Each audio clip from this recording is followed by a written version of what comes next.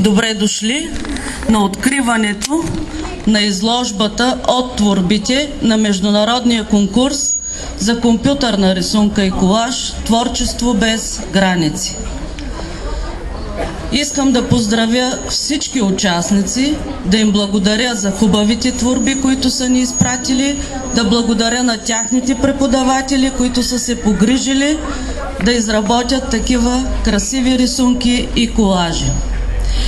Тази вечер ние ще пуснем балони, които ще полетят в небето, така както летят мислите, душите на децата. А огънчето, което ще запалим, се надяваме да разпръсне повече искри и повече деца да бъдат запленени от магията на дигиталната графика и живопис. Така както новото време ражда нови изкуства.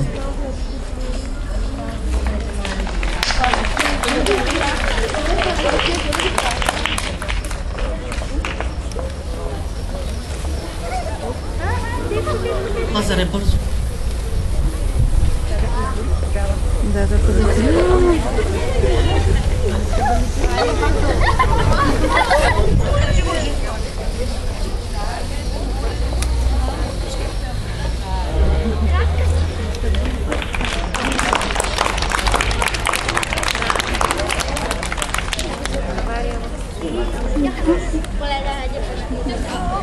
Давам думата на господин Александър Милушев, секретар на читалище Заря Хасково, да награди участниците.